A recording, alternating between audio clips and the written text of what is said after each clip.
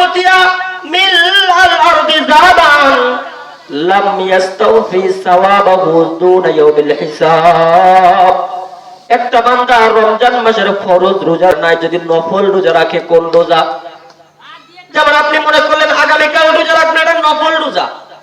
একটা নফল রোজা যদি একটা বান্দা রাখে, এর বিনিময়ে যদি আসমান জমিন স্বর্ণ দিয়ে ভরে দেওয়া হয়, এই আসমান এই জমিন স্বর্ণ দিয়ে পরিপূর্ণ করে যদি আমি আল্লাহ তার বিনিময়ে দিয়ে দিই, একটা নফল রোজার বিনিময়ে আসমান জমিন পরিপূর্ণ স্বর্ণ দিলেও পূর্ণ হয় না। সুবহানাল্লাহ বলেন। তাহলে নফল রোজার যদি এত মূল্য হয়, ফরজ রোজার দাম কেমন? কিয়ামত পর্যন্ত যদি মানুষ নফল রোজা রাখে, হযরত আলী কাররামাল্লাহু ওয়াজহাহু বলেন, যদি কোন ব্যক্তি রমজানের একটা রোজা ইচ্ছাকৃত তরক করে ভেঙে ফেলে না থাকে, কিয়ামত পর্যন্ত যদি নফল রোজা রাখতে শুরু করে, একদিন, দুই দিন, এক মাস, 2 মাস, 1 বছর, 2 বছর নয়, হাজার হাজার হাজার হাজার বছর যদি নফল রোজা রাখে, রমজান মাসে একটা রোজা রাখলে যে ফজিলত হতো, কিয়ামত পর্যন্ত এই ক্ষতিটা সাধন করা সম্ভব হবে না। সুবহানাল্লাহ। আলহামদুলিল্লাহ। আপনাদের সামনে এই পর্যায়ে গুরুত্বপূর্ণ নসিহত পেশ করবেন মুফতি মুস্তাফিজুর রহমান সাহেব। মুফতি মুস্তাফিজুর রহমান সাহেব, মুহতামিম সদরুদ্দিনপুর মহিলা মাদ্রাসা। হযরতকে তার নসিহত পেশ করার জন্য বিশেষভাবে অনুরোধ করছি। আসসালামু আলাইকুম ওয়া রাহমাতুল্লাহি ওয়া বারাকাতুহু। ইন্নাল হামদুলিল্লাহ। কুরআনে কারীমের সূরা বাকারার 183 নম্বর আয়াত তেলাওয়াত করেছি। সামনে যেহেতু রমজান মাস আসতেছে, আমি রমজান সম্পর্কে কিছু আলোচনা করার চেষ্টা করব ইনশাআল্লাহ। আল্লাহ তাআলা কোরআনের ভিতরে বলেন, ইয়া আইয়ুহাল্লাযীনা আমানু, ও ঈমানদার বান্দারা, ও আমার বন্ধুগণ।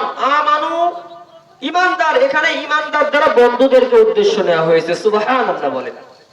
দলিল কি? আল্লাহ কোরআনের অন্য আয়াতের ভিতরে বলেন, আল্লাহু ওয়ালিয়ুল্লাযীনা আমানু।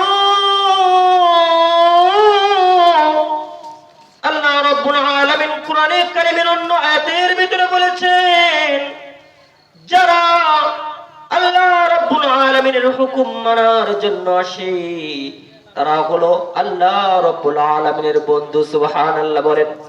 আল্লাহ তাআলা বলেন, ইয়া আইয়ুহাল্লাযীনা আমানু, ও আমার ঈমানদার বান্দারা, কুতিবা আলাইকুমুস সিয়াম, তোমাদের জন্য একটা মাস সিয়াম সাধনা দেওয়া হয়েছে। আল্লাহ তাআলা বলেন, বান্দা তোমাদের কাছে কষ্ট মনে হবে। আল্লাহ তাআলা কত সুন্দর করে সাজায় বলেছেন, বান্দারে, কামা কুতিবা আলাল্লাযীনা মিন ক্বাবলিকুম, তোমরা কষ্ট মনে করো না যে আমি আল্লাহ তোমাদের উপরে জুলুম করেছি। আমি আল্লাহ রাব্বুল আলামিন শুধু তোমাদের উপরে রোজাকে ফরজ করি নাই, তোমার পূর্ববর্তী যত নবী রাসূলগণ ছিলেন, আমি আল্লাহ রাব্বুল আলামিন সমস্ত নবী রাসূলগণের উম্মতের জন্য এই রোজাকে ফরজ করেছিলাম। সুবহানাল্লাহ। বিভিন্ন ইতিহাসের কিতাব দেখলে বোঝা যায়, হযরত আদম আলাইহিস সালাম জান্নাতের ভিতরে যখন ছিলেন, সাওম শব্দের অর্থ হলো বিরত থাকা। আমরা সাধারণত রোজা বলতে বোঝাই দিনের বেলা খানা থেকে বিরত থাকা, পানি পান করা থেকে বিরত থাকা, স্বামী তার স্ত্রী থেকে বিরত থাকা। কথা বলেন ঠিক কিনা? আসসামু আল ইহতিরাজু আনিল আকলি ওয়াশ শুরবি ওয়াল জিমা। রোজা হলো তিনটা জিনিসের সমন্বয়। স্ত্রী থেকে বিরত থাকবে, খাবার থেকে বিরত থাকবে, পানি থেকে বিরত থাকবে, তাহলে বিরত থাকার নাম হলো রোজা। আমাদের আদি পিতা হযরত আদম আলাইহিস সালামকে আল্লাহ একটা রোজা দিয়েছিলেন। আল্লাহ বলেছেন, আদম রে, কুলু ওয়াশরাবু, জান্নাতের ভিতরে তোমার যা ইচ্ছা তুমি খাইতে পারো, কিন্তু লা তাকরাবা হাযিহি শাজারা, এই গাছের থেকে তোমার রোজা থাকা লাগবে। কথা বলেন ঠিক কিনা? এই গাছের ফল তুমি খাইতে পারবা না। এই গাছের ব্যাপারে আমি আল্লাহ তোমাকে রোজা রাখার কথা বললাম, কিন্তু ইবলিস শয়তান ধোঁকা দিয়ে আদম আলাইহিস সালামকে ওই ফলটা খাওয়ায় দিলেন। আদম আলাইহিস সালামকে যখন আল্লাহ তাআলা জান্নাত থেকে বের করে দিলেন, আদম আলাইহিস সালাম একটানা 40 বছর রোজা রেখেছেন। সুবহানাল্লাহ। আর ওই যে ফল খেয়েছিলাম, আপনি যদি সকাল বেলায় পেঁয়াজ দিয়ে ভাত খান, বিকাল যখন হবে দেখবেন আপনার একটা ঢেক উঠতেছে, ওই ঢেকের ভিতরে কিন্তু পেঁয়াজের গন্ধ আসে। কথা বলেন ঠিক কিনা?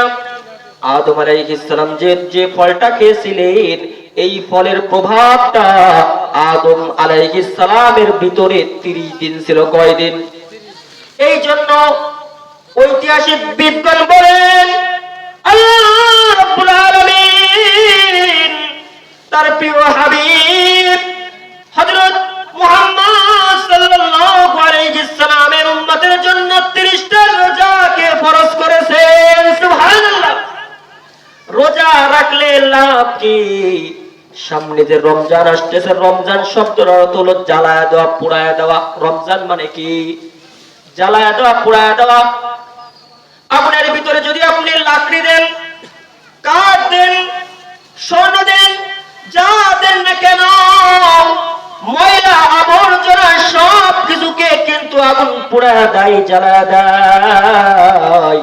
আল্লাহ তাআলা বলেন, আমার যে সমস্ত বান্দা বান্দিরা এই রমজান মাসে রোজা রাখবে, রোজা রাখার কারণে তার ভিতরে পিপাসা লাগবে, তার ভিতরে ক্ষুধা লাগবে, এগুলোর কারণে আমার আল্লাহ রাব্বুল আলামিন তার জীবনের গুনাহগুলো পবিত্র করতে করতে যখন 29 বা 30টা রোজা হয়ে যাবে, ওই বান্দাটা পরিপূর্ণ পবিত্র হয়ে যাবে। সুবহানাল্লাহ। তাহলে রমজান মাস কত দামি মাস! রমজান মাস, রমজান মানে পোড়া দেওয়া। যেভাবে আগুন আবর্জনাকে পুরা ছাই করে দেয়, রমজান মাসে যারা রোজা রাখে তাদের এই যে 11 মাসের যে গুনাহগুলো হয়েছিল, আল্লাহ এই একটা মাসে পবিত্র করে পুরা দিয়ে একবার ওই বান্দাকে ঈদের দিন পবিত্র করে দেয়। সুবহানাল্লাহ। আর বান্দা শুকরান ওই ঈদের দিন নামাজ পড়ার জন্য চলে যায়। রোজার কত দাম, কত দাম! আল্লাহর হাবিব সাল্লাল্লাহু আলাইহি সাল্লাম বলেন, মান সামা ইয়াওমান তাতাওউআন সুম্মা উতিয়া মিলাল আরদি যাবান লাম ইয়াস্তাওফি সাওয়াবাহু দুনা ইয়াউমিল হিসাব। একটা বান্দা রমজান মাসের ফরজ রোজা নাই, যদি নফল রোজা রাখে, কোন রোজা? যেমন আপনি মনে করলেন আগামীকাল রোজা রাখবেন, এটা নফল রোজা। একটা নফল রোজা যদি একটা বান্দা রাখে, এর বিনিময়ে আল্লাহ রাব্বুল আলামিন বলেন, যদি আসমান জমিন স্বর্ণ দিয়ে ভরে দেওয়া হয়, এই আসমান এই জমিন স্বর্ণ দিয়ে পরিপূর্ণ করে যদি আমি আল্লাহ তার বিনিময়ে দিয়ে দিই, একটা নফল রোজার বিনিময়ে আসমান জমিন পরিপূর্ণ স্বর্ণ দিলেও পূর্ণ হয় না। সুবহানাল্লাহ বলেন। তাহলে নফল রোজার যদি এত মূল্য হয়, ফরজ রোজার দাম কেমন?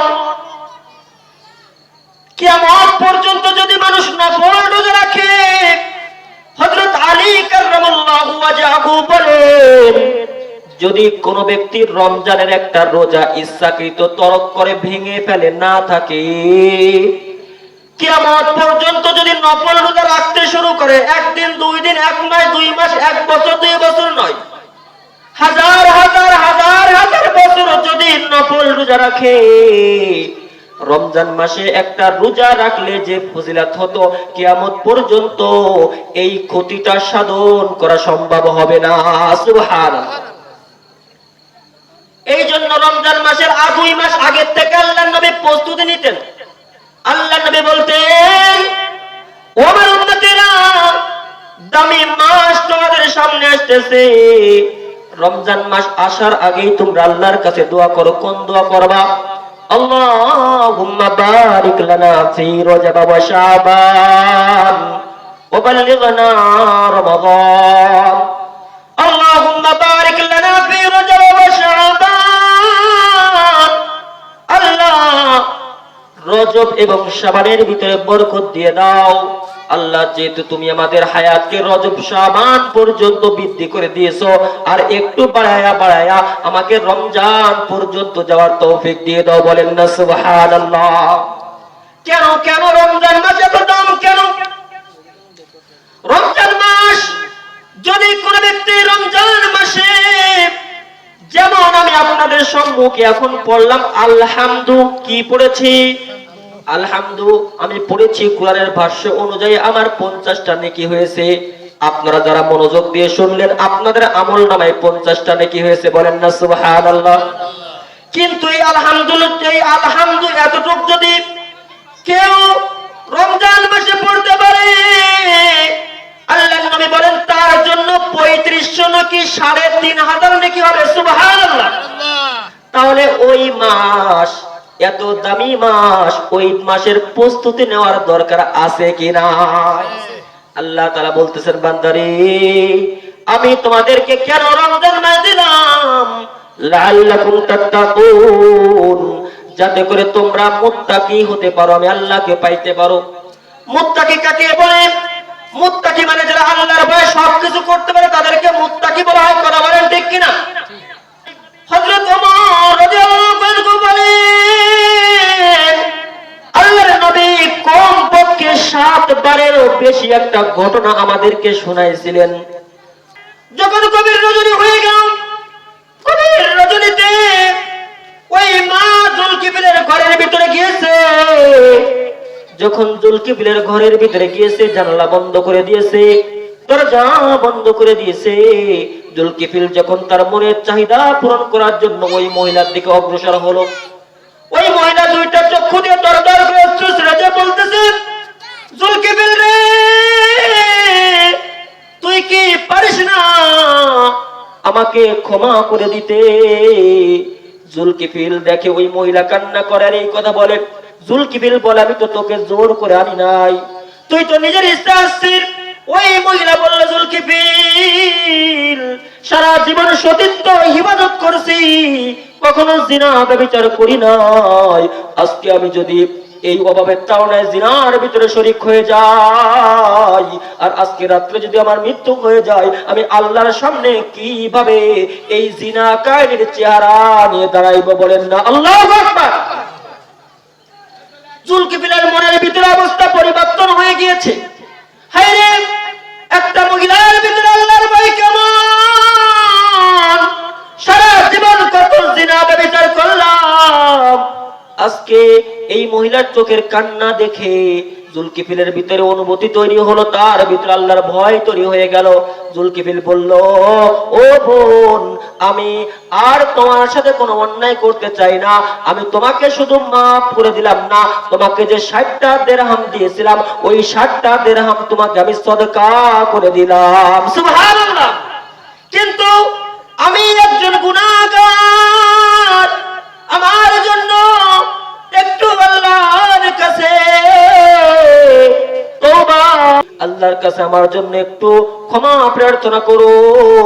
এইটা বলে ওই মহিলা ঘর থেকে চলে গিয়েছে। জুলকিফিল ইচ্ছা করলে মনের চাহিদা পূর্ণ করতে পারতো কি পারতো না? একজন যুবক যুবতী ঘরের ভিতরে কেউ নাই, এমন অবস্থা থেকে ফিরে আসা, এটা কিন্তু কঠিন বিষয়। করা বলেন ঠিক কিনা? একটা পর্যায়ে জুলকিফিল যখন এই পরিবেশ দেখলো, জুলকিফিল সঙ্গে সঙ্গে এই কিফিল ওই রাত্রে ঘুমায়া পড়ছে। ঘটনাক্রমে ওই রাত্রেই সে মারা গিয়েছে। সকালবেলায় যখন এলাকার লোকেরা জানতে পারলো কিফিল মারা গিয়েছে, সকলে বলে, লোকটা দুনিয়া থেকে বিদায় নিয়েছে, ভালোই হয়েছে। এরকম একজন খারাপ ব্যক্তি বিদায় নিয়েছে, ভালোই হয়েছে, তার জানাজার নামাজ পড়ার জন্য কেউ যাব না। হঠাৎ করে মানুষরা তাকায় দেখলো দূর দূরান্ত থেকে দলে দলে লোক আসতেছে। আল্লাহু আকবার বলেন। সঙ্গে সঙ্গে এলাকার লোকেরা বলল, ভাই আপনারা কারা, কোন জায়গা থেকে আসেন? বললো আমরা দূর দেশ থেকে আসছি। বললো কিসের জন্য? বললো আপনাদের এলাকায় একটা লোক মারা গিয়েছে, তারা জানাজার নামাজ পড়ার জন্য আমরা আসছি। বলেন না সুবহানাল্লাহ। এলাকার লোকেরা বলতে শুরু করলো, আমরা তো কাউকে অ্যানাউন্স করি নাই, মাইকিং করি নাই, আমরা নিজেরাও তো ভালো মতো জানি না, তোমরা কিভাবে জানলা?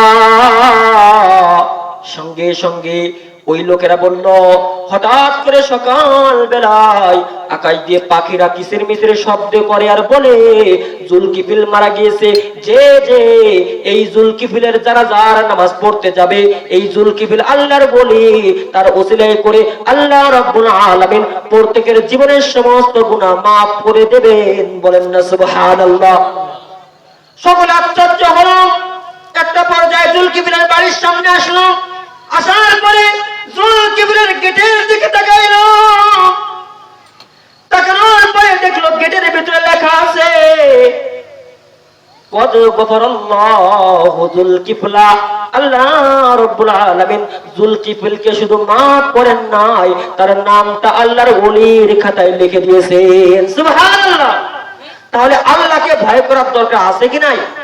যারা আল্লাহ রাব্বুল আলামিনকে ভয় করেন, আল্লাহর হাবিব সাল্লাল্লাহু আলাইহি ওয়াসাল্লাম বলেন আল্লাহ তাআলা এই রমজানকে দিয়েছে মুত্তাকি হওয়ার জন্য। কি হওয়ার জন্য? মুত্তাকি। এই লোকটা ইচ্ছা করলে জিনা করতে পারতো কি পারতো না? কিন্তু কাকে ভয় করে মেয়েকে ছেড়ে দিয়েছে? আল্লাহকে ভয় করে। আল্লাহ বলেন আমি রোজা দিয়েছি মুত্তাকি হওয়ার জন্য। এখন রোজার ভিতরে মুত্তাকির সম্পর্ক কি? আপনার ঘরে হালাল খাবার আছে কি নাই? আছে কি নাই? আপনার ঘরে হালাল খাবার আছে, আপনার বিবাহ করা বিবি আছে, হালাল টিউবওয়েলের পানি আছে, কিন্তু আপনি আল্লাহ দেখতেছে এটা মনে করে আপনি হালাল খাবার খাচ্ছেন না। কথা বলেন ঠিক কিনা? হালাল বিবির কাছে যাচ্ছেন না। যখন রোজা থেকে আপনি আল্লাহ দেখতেছে, ঘরের ভিতরে লুকাও পানি পান করা যাবে না, খাবার খাওয়া যাবে না, বিবির কাছে যাওয়া যাবে না। এই রোজা শিক্ষা দিচ্ছে বান্দারে, রোজা থেকে যদি হালাল খাবার না খাওয়া যায়, হারাম পানি না খাওয়া যায়, হালাল স্ত্রীর কাছে না যাওয়া যায়, তাহলে রোজার বাহিরে তুমি কিভাবে হারাম খাবার খাবা? কথা বলেন ঠিক কিনা? হারাম পানি তুমি কিভাবে খাবা? অন্যের মেয়ের সাথে কিভাবে তুমি জিনা করবা? এখান থেকে এই রোজা মানুষকে তাকওয়ার শিক্ষা দেয়। কথা বলেন ঠিক কিনা? আল্লাহ বলেন সিয়াম। সিয়াম শব্দের অর্থ হলো, আমাদের সমাজের ভিতরে অনেকে রোজা রাখে। রোজা হলো শুধু খাবার দাবারের রোজা। রোজা হলো প্রত্যেকটা অঙ্গের রোজা আছে, প্রত্যেকটা জিনিসের রোজা আছে। কানের রোজা আছে। কিসের রোজা? কানের রোজা হলো কান দিয়ে কোনো গুনাহের কোনো কথা শোনা যাবে না, গীবত শোনা যাবে না, কান দিয়ে গান শোনা যাবে না। আপনি রোজা আছেন, কান দিয়ে গান শুনতেছেন, তাহলে কানের রোজা হলো না। চোখের রোজা আছে। রোজা থেকে চোখ দিয়ে বেগানা ময়লার দিকে তাকানো যাবে না, নাটক সিনেমা দেখা যাবে না। অঙ্গ প্রত্যঙ্গের রোজা আছে। হাত দিয়ে ওজনে কম দিতে পারবেন না। কথা বলেন ঠিক কিনা? মুখের রোজা আছে। মুখ দিয়ে গালাগালি করতে পারবেন না। পায়ের রোজা আছে। পা দিয়ে অন্যের দিকে যাইতে পারবেন না। এই রকম রোজা যদি কোনো ব্যক্তি রাখতে পারে, আন আবি হুরায়রা রাদিয়াল্লাহু আনহু قال قال النبي صلى الله عليه وسلم من صام رمضان ঈমানাও ওয়া ইহতিসাবা। যারা প্রকৃতপক্ষে আল্লাহর জন্য রোজা রাখবে, গুফিরা লাহু মা তাকদ্দামা মিন যামবিহি। যখন এক মাস রোজা কমপ্লিট হবে, আল্লাহ তাআলা এই জাতীয় রোজাদারের জীবনের সমস্ত গুনাহগুলোকে মাফ করে দিবেন। সুবহানাল্লাহ। আল্লাহর হাবিব বলেন মান লাম ইয়াদা কাওলা যুর ওয়াল আমাল বিহি ফালাইসা লিল্লাহি হাজাতুন আইয়াদা তাআমাহু ওয়া শারাবাহু। একজন ব্যক্তি রোজা আছে কিন্তু মিথ্যা কথা বললো, রোজা আছে সুদ খাইলো, রোজা আছে ঘুষ খাইলো, রোজা আছে গান শুনলো, রোজা আছে চোখ দিয়ে নাটক সিনেমা দেখলো, এই ব্যক্তির রোজা থাকা না থাকার ব্যাপারে আল্লাহ তাআলার কোনো আসে যায় না। বলেন না নাউযুবিল্লাহ। তাহলে রোজা প্রত্যেকটা অঙ্গের রোজা রাখতে হবে। কথা বলেন ঠিক কিনা? আর একটা কথা বলে শেষ করব, তারাবির বিষয়। তারাবির নামাজ পড়লে কি লাভ? আল্লাহর হাবিব বলেন তারাবির একটা সিজদা ১৫০০ নেকি। সুবহানাল্লাহ। তারাবির একটা সিজদার ভিতরে ১৫০০ নেকি। তারাবির একটা সিজদার ভিতরে যে তারাবির নামাজের একটা সিজদা দেয়, তার জন্য জান্নাতের ভিতরে এমন একটা ঘর হয় যে ঘরে ৬০,০০০ স্বর্ণ রূপার দরজা থাকবে। বলেন না সুবহানাল্লাহ। কয় হাজার?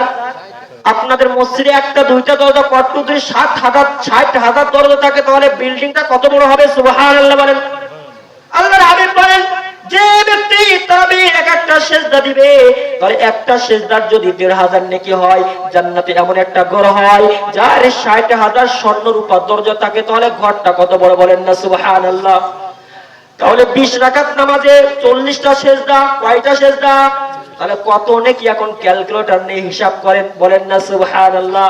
তাহলে রমজান মাসের 20টা, অর্থাৎ একটা মাস 20 রাকাত করে তারাবি পড়ার দরকার আছে কি নাই? আলহামদুলিল্লাহ, আপনি রমজান মাসে পড়লে ৩৫০০ নাকি শুনলেও ৩৫০০, তাহলে 20 রাকাতে কতবার আলহামদুলিল্লাহ, আরো বেশি পড়ায় আলহামদুলিল্লাহি রাব্বিল আলামিন। এরকম সূরা ফাতিহা কতবার শেষ করা হয়, আল্লাহ তাআলা কত নেকির ব্যবস্থা করেছেন, বলেন না সুবহানাল্লাহ। তাহলে রমজান মাস আল্লাহ তাআলা আমাদেরকে কিসের জন্য দান করছে? জান্নাত পাওয়ার জন্য। আল্লাহর হাবিব বলেন যে রমজান মাস পেল কিন্তু রমজান মাস দিয়ে জান্নাত নিতে পারলো না, এই ব্যক্তির মতো দুর্ভাগা আর কেউ নাই, বলেন নাউজুবিল্লাহ। যারা 30টা রোজা রেখে ঈদগাহে যায়, কোথায় যায়? ঈদগাহে যায়। এটা বলে আমি শেষ করে দেবো। যারা 30টা রোজা রেখে ঈদগাহে যায়, যেমন দেখেন আপনারা মাঠে কাজ করেন, কথা একজন মিস্ত্রির অধীনে 3 দিন কাজ করলেন, হাটের দিন বাজারে গিয়ে টাকা নেন, কথা বলেন ঠিক কিনা? হাটের দিন ওই ব্যক্তির কাছে গিয়ে টাকা নেন, নেন কি নেন না? তাহলে একজন ব্যক্তি যেমন 3 দিন অথবা 7 দিন কাজ করে মালিকের কাছ থেকে টাকা নেয়, যারা রোজা রাখে তারা রোজাটা কার জন্য রাখে? আল্লাহর জন্য। আল্লাহ তাআলা বলেন যারা একটা মাস রোজা রাখে, রাখার পরে ঈদগাহে আসে, এই ঈদগাহে আসার সময় রাস্তার ডানে বামে ফেরেশতা তাদেরকে বাহবা দিতে থাকে, বলেন না সুবহানাল্লাহ। ওই লোকটা যখন ঈদের নামাজটা পড়ে, আল্লাহর হাবিব সাল্লাল্লাহু আলাইহি ওয়াসাল্লাম বলেন আল্লাহ তাআলা ফেরেশতাদেরকে ডেকে ডেকে বলে, ও আমার ফেরেশতারা, এই বান্দার একটা মাস পরিশ্রম করলো, ও ফেরেশতারা বলো তাদেরকে বিনিময় কেমন দেব? তখন আল্লাহর হাবিব সাল্লাল্লাহু আলাইহি ওয়াসাল্লাম বলেন, ফেরেশতারা বলে পরিপূর্ণ বিনিময় দাও, বলেন না সুবহানাল্লাহ। আল্লাহ তাআলা বলেন ফেরেশতারা পরিপূর্ণ বিনিময় কি দেয়া যায়? আল্লাহ রাব্বুল আলামিনকে ফেরেশতারা বলে, মালিক রে, পরিপূর্ণ বিনিময় তো জান্নাত ছাড়া আর কিছু হয় না, বলেন না সুবহানাল্লাহ। আল্লাহ রাব্বুল আলামিন ওই দিন তার জীবনের সমস্ত গুনাহ মাফ করে তার নামটা জান্নাতের খাতার ভিতরে লিখে দেয়, সুবহানাল্লাহ। আল্লাহ রাব্বুল আলামিন আমাদেরকে সামনে যে রমজান আসছে, ওই রমজান পর্যন্ত হায়াত দারাজ করে দিক, সকলে বলে আমিন। আল্লাহ রাব্বুল আলামিন আমাদের এলাকার প্রত্যেকটা মা বোনদেরকে, প্রত্যেকটা যুবকদেরকে, প্রত্যেকটা বাবাদেরকে যাদের সাবালক হয়ে গিয়েছে তাদেরকে 30টা অর্থাৎ একটা মাস রোজা রাখার তৌফিক দিক, সকলে বলে আমিন। রোজা রাখবো তো আমরা ইনশাআল্লাহ। আল্লাহ রাব্বুল আলামিন আগামী বছর আমাদের হায়াত দিবে কিনা জানি না, এই যে রমজানটা পেয়েছি, এই রমজানটা কদর করার দরকার আছে কি নাই? রমজানটা কদর কিভাবে করতে হবে? সারা রমজান সমস্ত প্রকার গুনাহ থেকে বিরত থাকতে হবে। আল্লাহ রাব্বুল আলামিন আমাদের প্রত্যেককে রমজানের হক আদায় করে আল্লাহ তাআলা গুনাহ মুক্ত হয়ে জান্নাতি হওয়ার তৌফিক দান করুন। ওয়া আখির দাওয়ানা আলহামদুলিল্লাহি রাব্বিল আলামিন।